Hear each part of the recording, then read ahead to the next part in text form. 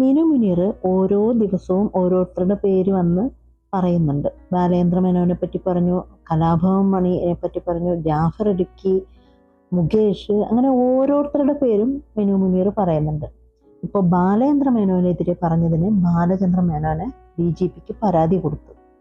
കാരണം ഇങ്ങനെയൊന്നും നടന്നിട്ടില്ല എന്നുള്ളത് കൊണ്ടാണ് ബാലചന്ദ്ര മേനോൻ DGPക്ക് പരാതി കൊടുത്തത്. എന്തൊക്കെയോ വൈകൃതങ്ങളായിരുന്നു മിനു മുനീർ ബാലചന്ദ്ര മേനോനെ പറ്റിയിട്ട് പറഞ്ഞത്.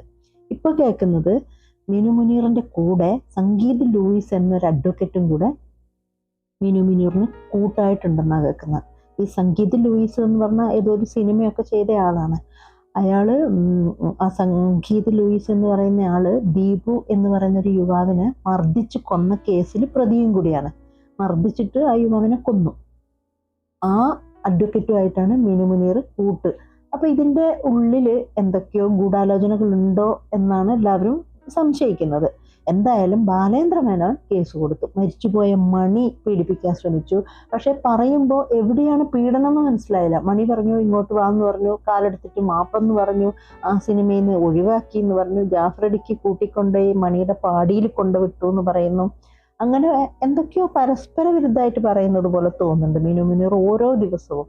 പിന്നെ ബാലേന്ദ്ര മേനോന്റെ റൂമിൽ തന്നെ ഒരു പ്രാവശ്യം വിളിച്ചു മിനു മുനീർ. അമ്മ റൂമിൽ ഉണ്ടായിട്ടും ഓടിപ്പോയി, വേഗം വരാമ എന്നിട്ട് ഓടിപ്പോയി. അന്ന് മോശമായിട്ട് ബാലേന്ദ്ര മേനോൻ പെരുമാറി. അത് നമുക്ക് പറയാൻ തന്നെ പറ്റില്ല. രണ്ടാമത്തെ ദിവസവും വിളിച്ചു, അപ്പോഴും ഇവര് പോയി. എന്നിട്ട് ചെറിയൊരു 15 വയസ്സുള്ള കുട്ടിയായിരുന്നില്ല. മൂന്നാമത് വിളിച്ചപ്പോഴും ഇവര് പോയി. അപ്പോൾ ഒന്നാമതും രണ്ടാമതും മൂന്നാമതും വിളിച്ചപ്പോഴും പോയി. എന്നിട്ട് ലാസ്റ്റ് ദേ ഇങ്ങോട്ട് നോക്കിയെന്ന് പറയുന്ന ഒരു ഫിലിമിന്റെ സെറ്റിൽ വെച്ചിട്ടാണ് ഇത് പറയുന്നത്.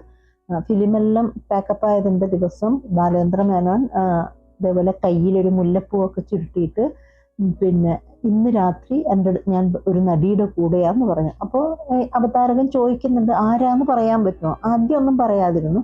അപ്പോൾ അവതാരകൻ ചോദിച്ചു ഇത് ചിലവർ തുറന്ന് പറഞ്ഞിട്ടുണ്ടല്ലോ എന്ന് പറഞ്ഞപ്പോൾ ഇനിയിപ്പോൾ ഞാനും പറയണ്ടേ എന്നുള്ള രീതിയിൽ അത് സിനിമാ നടി ലെനയായിരുന്നു അന്നത്തെ ദിവസം ബാലേന്ദ്ര മേനോന്റെ കൂടെ ഉണ്ടെന്ന് പറഞ്ഞ ആള്. അങ്ങനെ എന്തൊക്കെയോ ഇല്ല അത് മിനു മുനീർ എന്ന് പറഞ്ഞപ്പോൾ നോ നോ നോ നോ അങ്ങനെ ഞാൻ പറഞ്ഞു. എല്ലാം ഒരു എന്തോ നിങ്ങൾ അവിടെ പോയിട്ട് അത് ചെയ്യുവോ, അല്ലെ അവിടെ പോയിട്ട് സാധനം വാങ്ങിച്ചിട്ട് വരുവോ എന്ന് ചോദിച്ചു. അല്ലെങ്കിൽ നമുക്കൊന്ന് വീട്ടിലത്തെ ക്ലീനിങ് ഒക്കെ ചെയ്യാം. അന്നേരപ്പം ഞാൻ നോ നോ നോ എന്ന് പറഞ്ഞു. അങ്ങനെയുള്ളൊരു രീതിയില്ല. ഒരു പ്രാവശ്യം വീട് വൃത്തിയാക്കാൻ വിളിച്ചു, അല്ലെങ്കിൽ ഒരു പ്രാവശ്യം കുക്ക് ചെയ്യാൻ വിളിച്ചു.